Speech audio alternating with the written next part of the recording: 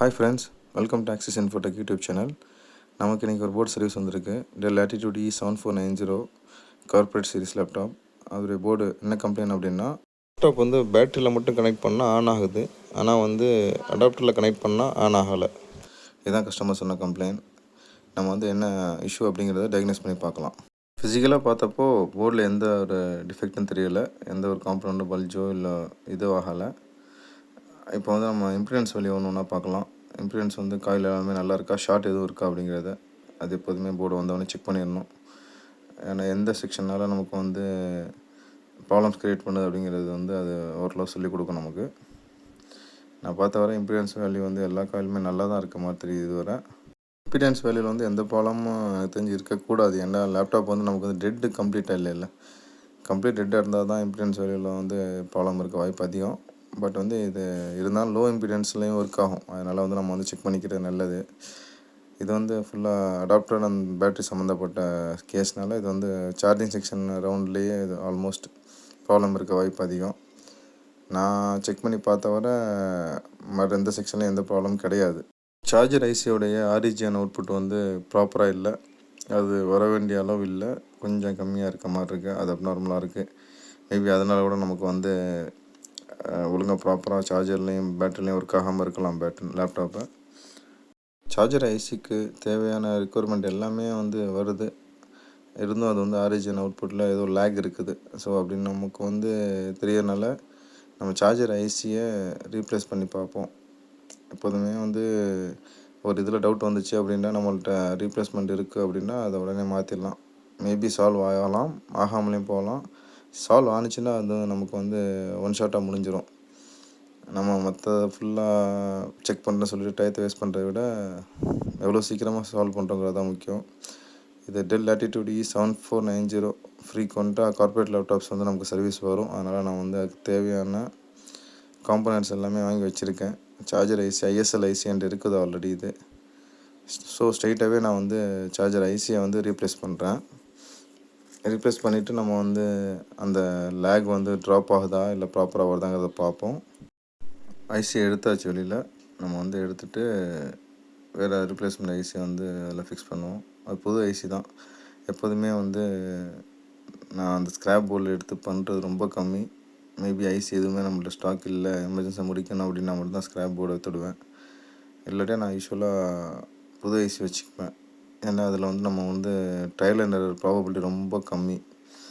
நம்ம வந்து ஒரு இது ஐசியை போட்டு பார்க்க போகும்போது நம்ம ஸ்க்ராப்பில் எடுத்தோம் அப்படின்னா அந்த எடுக்கிற ஐசி வந்து நல்லா இருக்கா இல்லையா அப்படிங்கிறது ஒன்று ரொம்ப கன்ஃபியூஸ் ஆகும் எப்போதுமே. அதனால் நான் வந்து ஒன்ஸ் போட்டு பார்த்துட்டும் நமக்கு வந்து கன்ஃபியூஷன், அதனால் திரும்ப 2வது தடவை போட்டு பார்ப்போம். இந்த மாதிரி ரீப்ளேஸ் பண்ணி பார்க்குற மாதிரி இருக்கும். அதனால் புதுசு அப்படின்னா ஆல்மோஸ்ட் நல்ல கண்டிஷனில் இருக்கும். புது ஐசி வந்து ஆல்ரெடி நான் வந்து ப்ரீ சால்ட்ரிங் பண்ணி வச்சுருக்கேன்.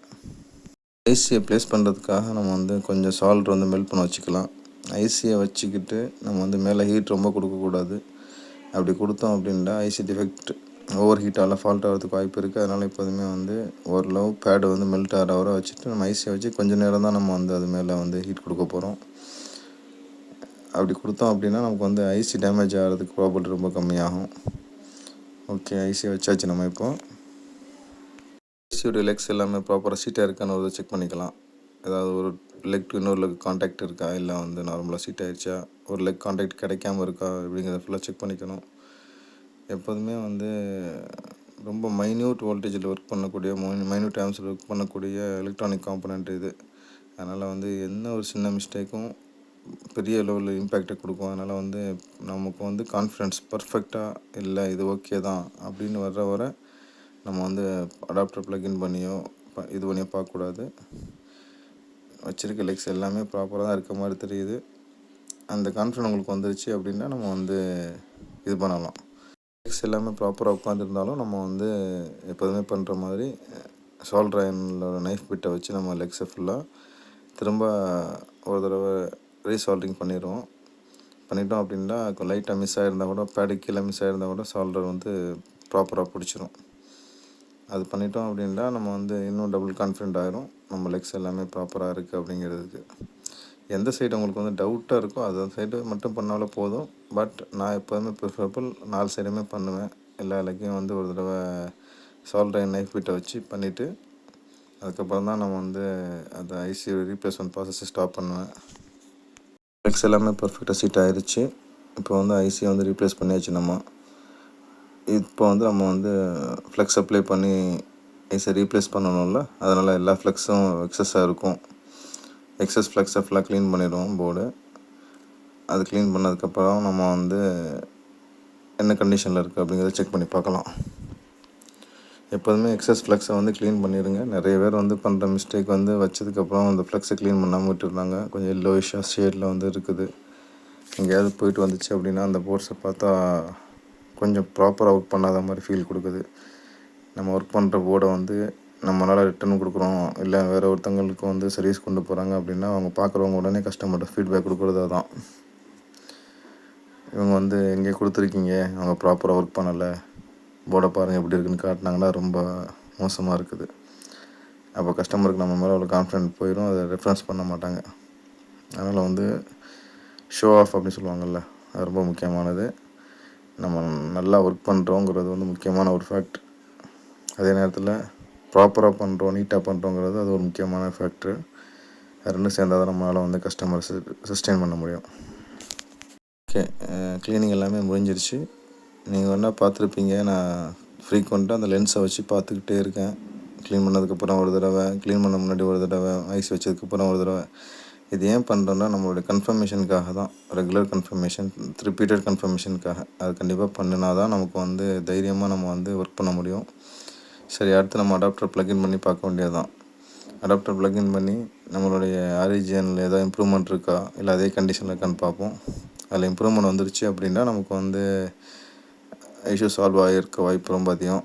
நம்ம அடாப்டர் ப்ளக்இன் பண்ணி நம்ம செக் பண்ணி பார்க்கலாம். அடாப்டரை ப்ளக்இன் பண்ணதுக்கப்புறம் எல்லாமே நார்மலாக தான் இருக்குது.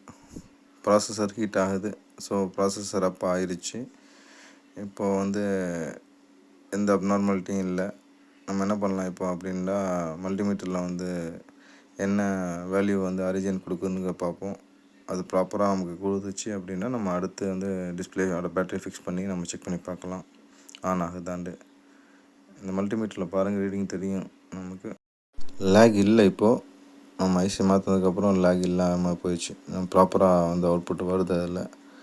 ஸோ நம்ம வந்து அதனால கூட நம்மளுடைய இது லேப்டாப் ஆன் ஆகாமல் இருந்திருக்கலாம். நம்ம இப்போ வந்து என்ன பண்ணலாம் அப்படின்னா, ப்ராப்பராக டிஸ்பிளே ஃபிக்ஸ் பண்ணிவிட்டு ஆன் ஆகுதாங்கிறத பார்ப்போம். அதுவும் ஃபிக்ஸ் பண்ணி பார்த்தோம் அப்படின்னா நமக்கு வந்து சொல்யூஷன் ஆயிடுச்சா இல்லைங்கிறது தெரிஞ்சிடும். ஓகே, போர்டு ரெடி ஆகிடுச்சு. டிஸ்பிளே ஃபிக்ஸ் பண்ணலாம். டிஸ்பிளே ஃபிக்ஸ் பண்ணிவிட்டு நம்ம வந்து டிஸ்பிளேயோட அவுட்புட் வந்து எப்படி வருதுங்கிறத பார்ப்போம். டிஸ்பிளே வந்துருச்சா இல்லையாண்டு. எனக்கு தெரிஞ்சு டிஸ்பிளே கொடுத்துரும், அதில் டவுட் இல்லை எனக்கு. பட் ஸ்டில் நம்ம உங்களுக்கு காட்டுறதுக்காக நான் டிஸ்பிளே ஃபிக்ஸ் பண்ணி காட்டுறேன். நானும் ஃபிக்ஸ் பண்ணி தான் பார்ப்பேன், வீடியோவிலே காட்டிடலான்னு பார்க்குறேன். அதை டிஸ்பிளே ஃபிக்ஸ் பண்ணிவிட்டு நம்ம வந்து ஆன் பண்ணி பார்ப்போம் போர்டை. டிஸ்பிளே கேபிளை ஃபிக்ஸ் பண்ணும்போது ரொம்ப கேர்ஃபுல்லாக பண்ணணும். அது மாதிரி ஓப்பன் கிட்ட இருக்க போகும்போது டிஸ்பிளே கேபிளை வந்து ப்ராப்பராக ஃபிக்ஸ் பண்ணாமல் நம்ம வந்து போர்டு ஆன் பண்ணிட்டோம், இல்லை அடாப்டர் ப்ளக்இன் பண்ணுறோம்னா அது வந்து நேராக பிசிஹெச் அடி வாங்கிடும். ஏன்னா 19 வோல்ட் டைரெக்டாக டிஸ்பிளே கேபிளுக்கு போகுது. நிறைய பேர் வந்து போர்டு வந்து புது போர்டு ரீப்ளேஸ் பண்ணி போகும்போது டிஸ்பிளே கேபிள் ப்ராப்ளம்னால போர்டு டெட்டாக எடுத்து பார்த்துருக்கேன்னா, அவங்க வந்து டிஸ்பிளே கேபிளை வந்து ப்ராப்பராக ஃபிக்ஸ் பண்ணாட்டா கண்டிப்பாக 19 வோல்ட் டைரெக்டாக டேட்டா லைனை போய் அடிச்சிச்சின்னா அது வந்து பிசிஹெச் ஷார்ட் பண்ணி விட்டுரும். அப்புறம் அந்த போர்டே திரும்ப ரீப்ளேஸ் பண்ணுற மாதிரி ஆகிடும். சரி, ஓகே, ப்ளக்இன் பண்ணிடலாம். ப்ளக்இன் பண்ணிவிட்டு வெயிட் பண்ணோம் கொஞ்சம். ரீஸ்டார்ட் ஆகணும்ல. டிசி ரீடிங்கை பாருங்கள், லெஃப்ட் சைடில் இருக்குது. ப்ளக்இன் பண்ணோடனே வந்து நமக்கு ஆம்ஸ் எடுக்க ஆரம்பிச்சிருச்சு. அது வந்து டெல்னால நமக்கு சிமாஸ் இல்லை, 2 or 3 டைம்ஸ் ரீஸ்டார்ட் ஆகும். ரீஸ்டார்ட் ஆனதுக்கப்புறம் தான் அது வந்து டிஸ்பிளே கொடுக்கும். ப்ராசஸர் வந்து ஹீட் ஆகுது அப்படின்னா நமக்கு வந்து டிஸ்பிளே அவுட்புட் கொடுக்க போகுதுன்னு அர்த்தம். டிஸ்பிளே அவுட்புட் வந்து வரதுக்கு கொஞ்சம் லேட் ஆகும். ஏன்னா போர்டு எப்போதுமே ஃபுல்லாக கம்ப்ளீட்டாக ரிமூவ் பண்ணிட்டு சிமாஸ் எல்லாம் கழட்டிட்டா அப்படின்னா அது வந்து கொஞ்சம் டிலே ஆகி தான் உங்களுக்கு டிஸ்பிளே வரும் ஃபஸ்ட் டைம். அப்புறம் சிமாஸ் ரீசெட் பண்ணி எல்லாம் பண்ணதுக்கப்புறம் நார்மலாக ஒர்க் ஆக ஆரம்பிச்சிடும். இது எல்லாருக்குமே தெரிஞ்சது தான். உங்களுக்கு லேப்டாப் ஏதாவது சர்வீஸ் பண்ணணும் அப்படின்னா டிஸ்கிரிப்ஷனில் இருக்க நம்பரை காண்டாக்ட் பண்ணுங்கள். லேப்டாப் மதர் போர்ட் சர்வீஸ் சிப்பில் நம்ம வந்து பண்ணிகிட்டு இருக்கோம். டிஸ்பிளே வந்துருச்சு பாருங்கள். ஸோ போர்டு ரெடி ஆகிடுச்சு. நம்ம வந்து இதை ஃபுல்லாக கிட்ட ஃபிக்ஸ் பண்ணிட்டு கஸ்டமர் ஹேண்ட் ஓவர் பண்ணிடலாம். கஸ்டமர் சொன்ன கம்ப்ளைண்ட் வந்து அடாப்டரில் வந்து ப்ளக்இன் பண்ணால் லேப்டாப் ஆன் ஆகலண்டு. இப்போ அடாப்டரில் ப்ளக்இன் பண்ணி நம்ம டிஸ்பிளே பார்த்தாச்சு. ஸோ கஸ்டமர் சொன்ன கம்ப்ளைண்ட் சால்வ் ஆயிடுச்சு. இந்த வீடியோ உங்களுக்கு பிடிச்சிருந்தா லைக் பண்ணுங்கள், ஷேர் பண்ணுங்கள், சப்ஸ்கிரைப் பண்ணுங்கள். தேங்க்யூ ஃபார் வாட்சிங் திஸ் வீடியோ.